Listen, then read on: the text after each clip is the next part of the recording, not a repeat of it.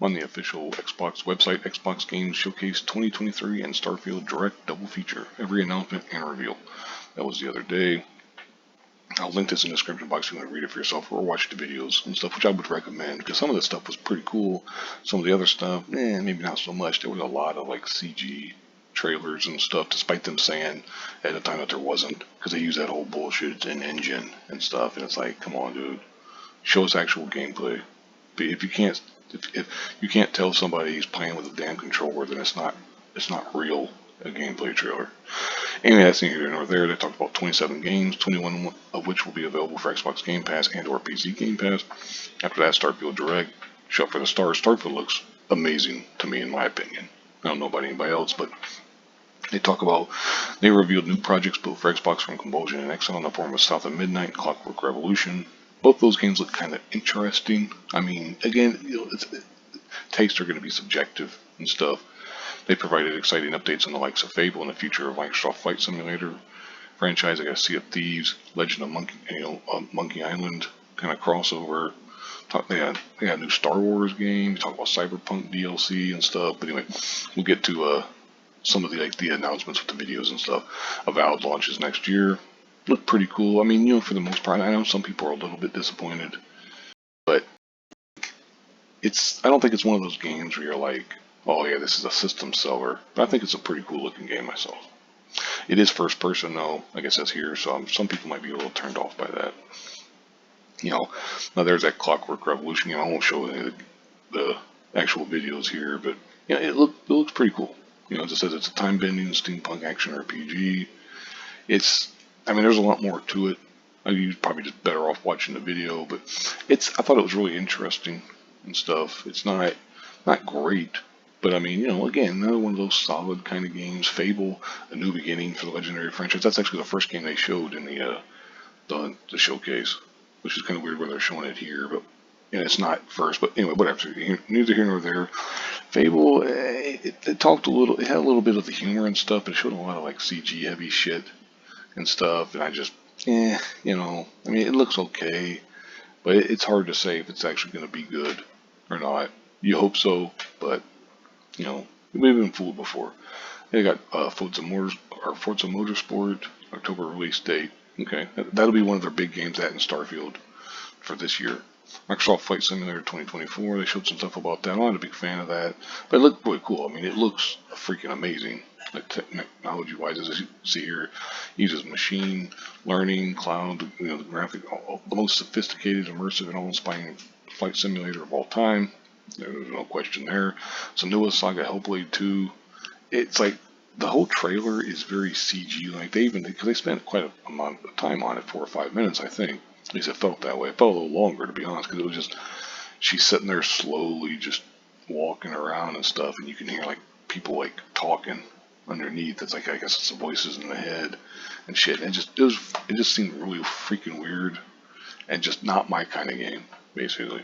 Some people might really get into it though. I hope so. South of Midnight, it's coming. From the creator of Contrast, we have a few. It says a spellbinding, as they say, third-person action adventure game set in the American Deep South. It looks kind of cool. It's all about, again, it's got kind of like a unique kind of art style and stuff, but it looked cool overall. Like I think it's definitely appealing. The fact that it's coming on Game Pass and stuff, basically going to open it up to a lot more people, because then you have the possibility of just people playing, because it's like, who's going to spend $70 on that game, or whatever. But if you got Game Pass, well, there you go. They showed some Starfield. They showed a trailer for it during the show. Then afterwards, they had a long showcase about it, going really in depth on Starfield. I didn't watch the whole thing because after a while, it started getting a little dry, because they were like, well, this is why we did the sound and the music and stuff. And so, I just want to enjoy that stuff. It's cool and all that they were really getting into it and stuff, but it's like, I want to see more of the game. I don't want to see like behind the scenes making of the game, but okay. But it showed a lot of cool stuff in there, and it's coming out September 6th. Looks pretty awesome. Towerborn from the Banner Saga guys, or people, I should say. It's kind of like a side scroller but it's got co-op in it and stuff. It looks really cool. Again, not one of those types of games that you're gonna sit there and like go crazy about and be like, oh, I'm gonna buy an Xbox just for it, or I'm gonna buy me a gaming PC just for it, stuff like that. I mean, but it looked kind of interesting, looked kind of cool. 33 Immortals is a co-op action game for 33 players at once. As you can see, it's a co-op action roguelike. Okay. Playing a damn soul rebelling against God's final judgment. 33 player co-op battles, instant pickup and raid. I mean, not my kind of game, but look cool, I guess. I mean, City Skylines, graphically very impressive. The game looks freaking awesome. Like, would I buy the game? Well, no, but would I play it or whatever? Of course I would. It looks pretty cool. It's like a SimCity kind of game. Obviously, they're more in depth because the SimCity, when they first came out, those games have advanced and stuff far beyond what they originally were. And this is same with like City Skylines, Dungeons of Hinterberg.